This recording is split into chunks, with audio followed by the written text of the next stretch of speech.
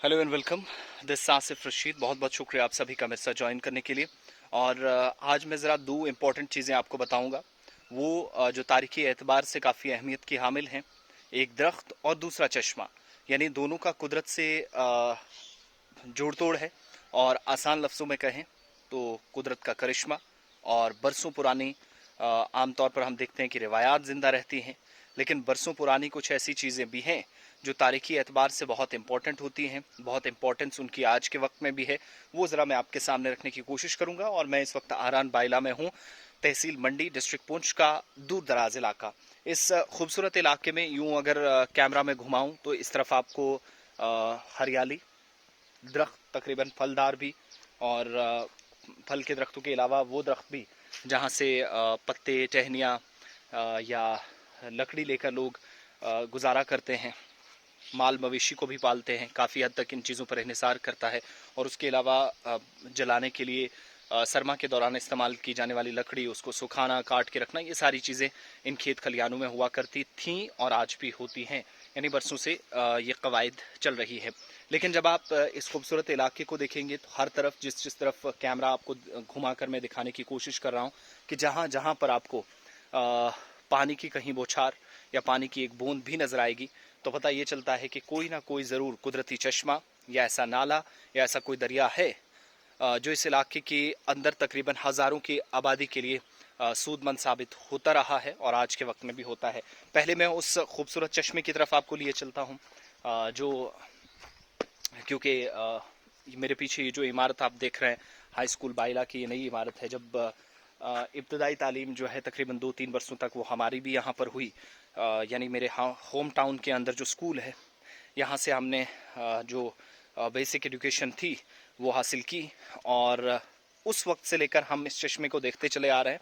और बड़ी बात यह है कि चश्मे का पानी न सिर्फ यहाँ से नीचे जब जाता है तो बहुत सारी आबादी जो है, एक बड़ी आबादी माल मवेशी के लिए इस्तेमाल करती है, बल्कि पीने का पानी कैसे यहाँ से ना ख़त्म होने वाला चश्मा आप इसे कह सकते हैं। पहले इस चश्मे को बहुत करीब से देखिएगा।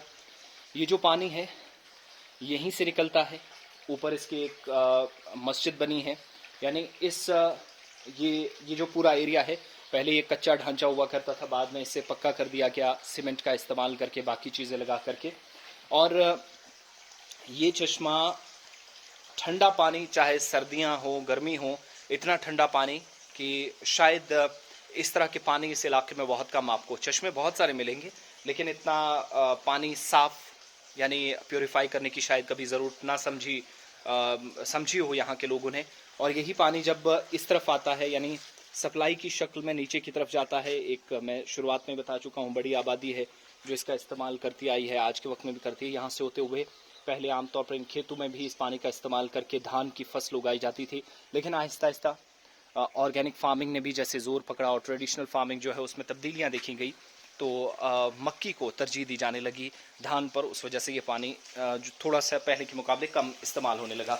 अब ये पानी है यहीं से निकलता है, यहीं पर जो है वो ख़त्म भी होता है। यानी ये जो आप आगे नलका देख रहे हैं, ये वो हिस्सा है इस पानी का, या ये सिर्फ नल लगाने का मकसद ये है।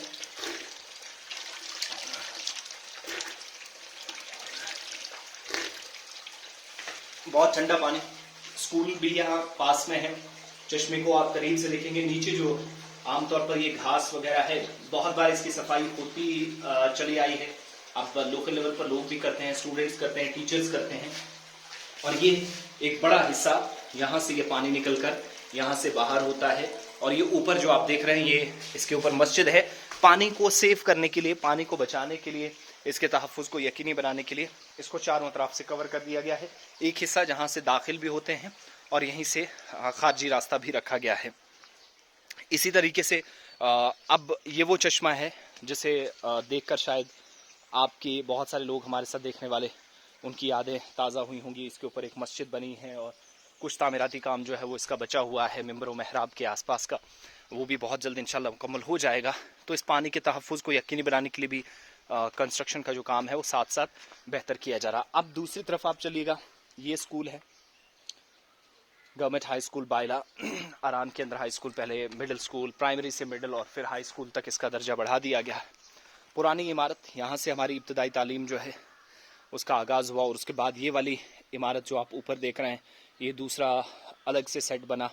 हालांकि पुरानी इमारत भी यहाँ मौजूद है और उसके साथ नया बनाया गया कंप्यूटराइज्ड एजुकेशन करने को, नई एजुकेशन पॉलिसी के तहत चेंजेस, इंफ्रास्ट्रक्चर डेवलपमेंट, बहुत सारी चीज़ें तब्दील हुई।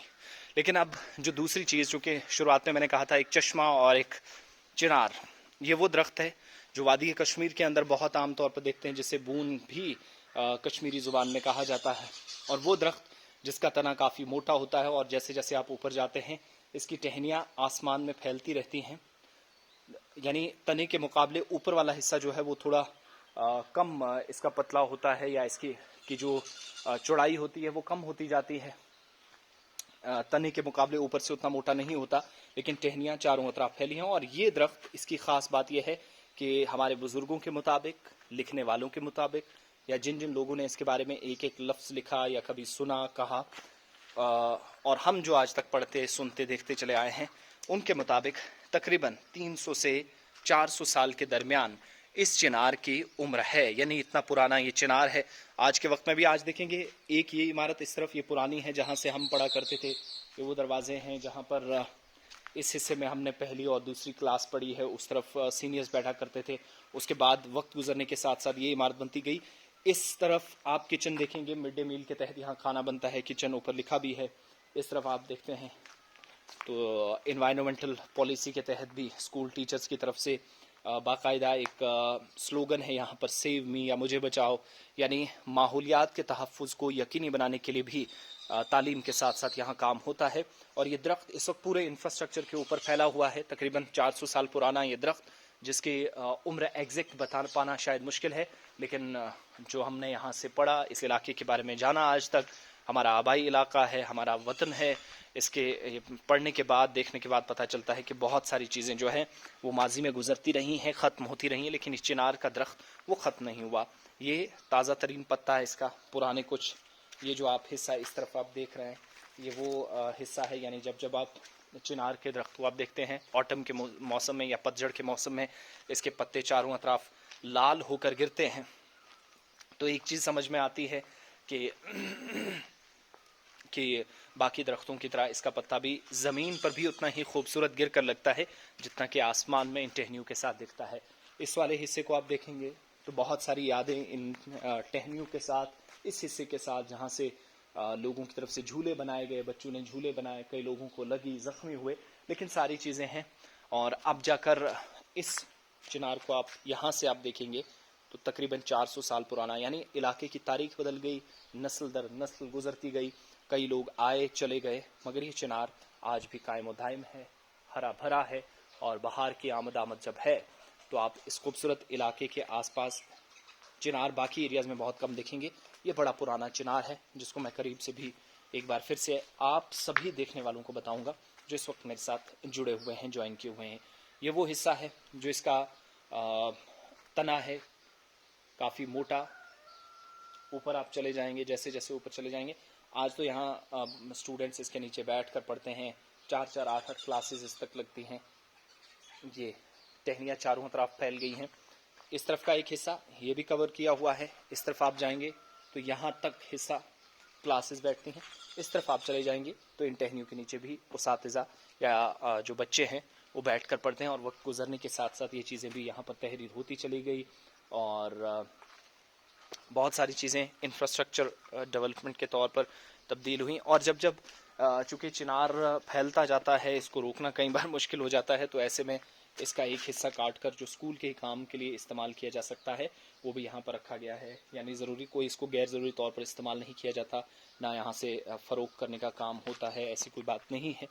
मगर ये लकड़ी जो है वो यहीं पर इस्तेमाल की जा सकती है, क्योंकि टहनियाँ कभी गिर कर जानलेवा भी साबित हो सकती हैं। जैसे इस हिस्से को काटा गया है, इंफ्रास्ट्रक्चर जो है वो टूटा था एक बार, तो ये सारी चीज़ें देखते हुए अब इस हिस्से को रोका गया है।